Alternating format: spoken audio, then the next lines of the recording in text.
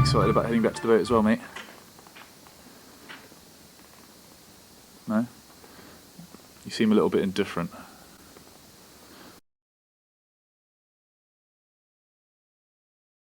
Yeah? Sailing? Boat? Nothing yet? Okay.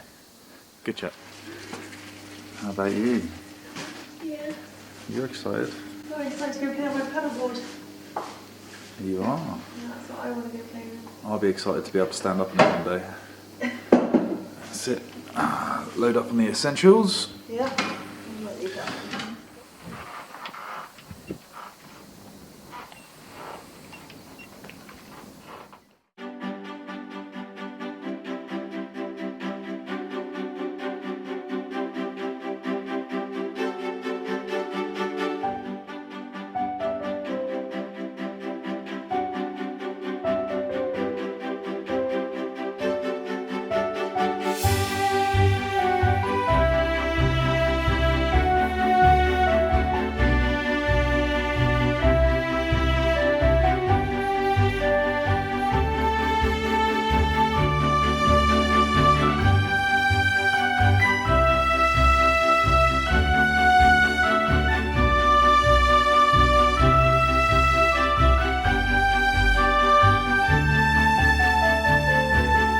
Successfully stowed dinghy, ready for a mini adventure tomorrow. We have some serious time to make up for due to one broken leg, and sadly that means an awful lot of the sailing season has flown by, but it's still warm. We're still determined to get some miles under our belt. So it's Tuesday, it's overcast, it's not pretty, but we'll probably have the whole area to ourselves sailing wise, probably the anchorage to ourselves I imagine. And there's not a lot of wind out tonight, but there will be a decent breeze tomorrow when we sail back.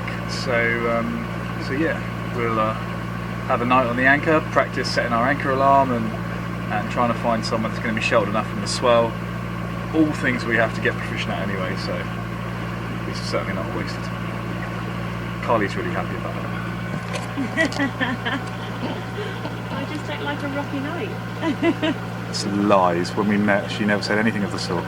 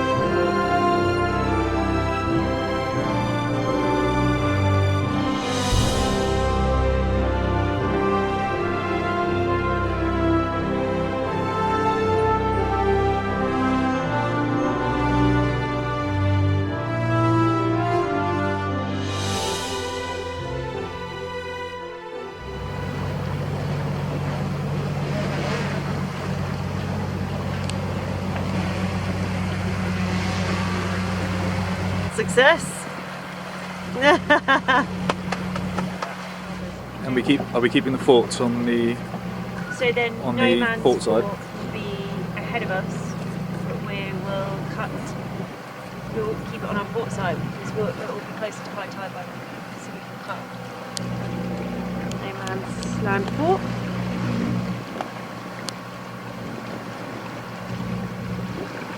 And then we're going to cut through and down into, I'm avoiding all of this, into our anchorage there. Perfect. One of the things we still haven't cracked is getting Hank to go to the toilet on the boat. So given that we only have a few minutes of daylight left, Carly decides at the last second to take him to shore.